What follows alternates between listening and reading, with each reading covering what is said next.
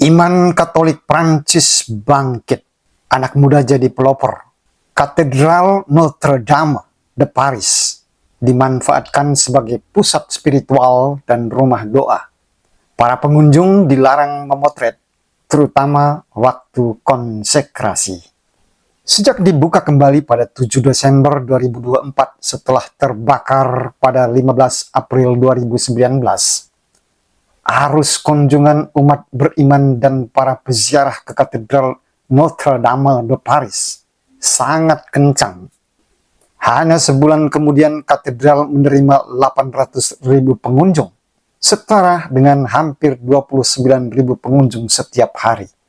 Jumlahnya terus meningkat. Menurut laporan terbaru, jumlah total pengunjung melampaui 6 juta orang per 30 Juni 2025 dengan rata-rata kunjungan harian sekitar 35.000. Maka, Notre Dame menjadi tempat yang paling banyak dikunjungi di Prancis. Jika angka-angka itu tidak berubah, jumlah total kunjungan Notre Dame akan melampaui 8,7 juta jumlah total pengunjung Museum Louvre sepanjang tahun lalu, dan 6,3 juta jumlah total pengunjung yang naik ke Menara Eiffel pada tahun 2024. Waktu dibuka kembali pada 7 Desember tahun lalu, Paus Fransiskus menyebut Katedral Notre Dame sebagai sebuah mahakarya iman dan arsitektur Kristen. Paus Fransiskus juga menyatakan bahwa dengan dibukanya kembali, kesedihan dan duka berganti dengan sukacita. Duka mendalam melilit hampir semua warga Prancis ketika Notre Dame terbakar. Tragedi itu tidak hanya sekadar darurat arsitektur, tetapi menjadi simbol runtuhnya iman Katolik, hangusnya jantung spiritual Prancis. Di tengah kabung nasional terpancar seberkas cahaya, sebuah harapan. Secara spontan, anak-anak muda tergerak mendekati lokasi kebakaran. Mereka berkumpul dan berdoa rosario tanpa ada yang memberi komando. Hal serupa terjadi 1-2 hari berikutnya. Seakan ada kesadaran kolektif bahwa kebakaran menuntut pertobatan, pemulihan dosa, lantaran tempat suci itu terabaikan selama ini, tidak digunakan sesuai dengan peruntukannya sebagai kenisah spiritual dan rumah doa. Sebelum tragedi kebakaran, iman Katolik Prancis berada di titik nadir.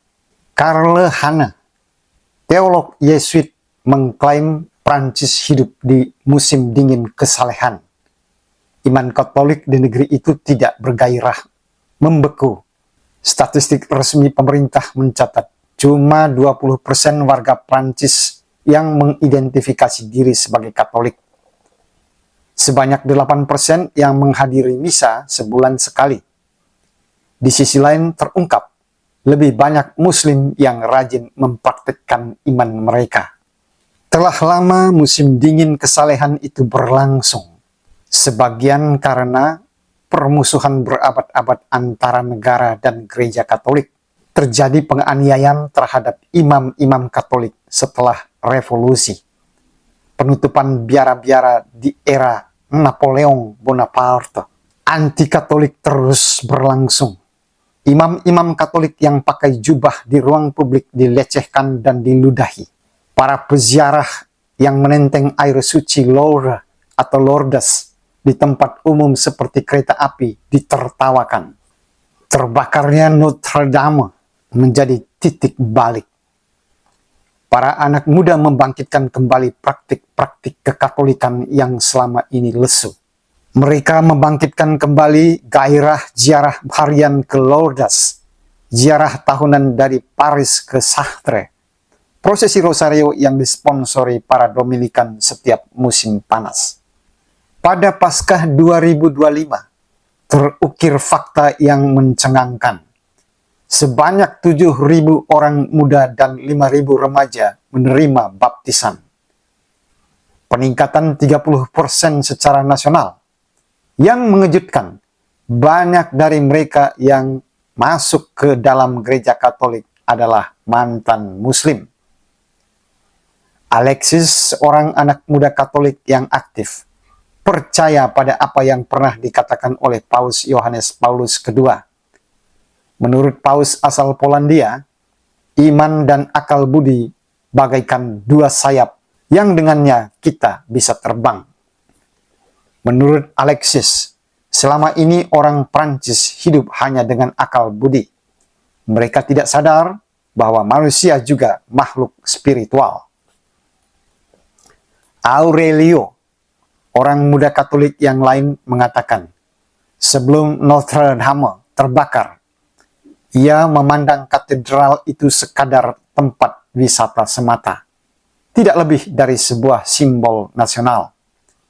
Sekarang, ia melihat ada cita rasa yang lain pada katedral itu.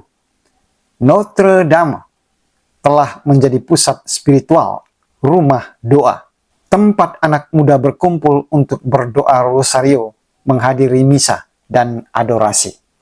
Pada hari Rabu Abu 2025, sebanyak 2.000 orang menghadiri salah satu dari 3 misa di Notre Dame. Sebanyak 800 orang mengikuti misa harian selama masa Prapaskah.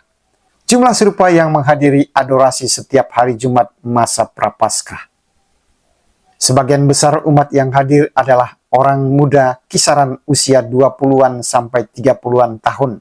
Mereka aktif bernyanyi dan berdoa dengan khusyuk. Mereka bahkan melarang siapapun yang mengambil gambar, terutama waktu konsekrasi. Benar kata mendiang Paus Fransiskus, kesedihan dan duka berganti sukacita.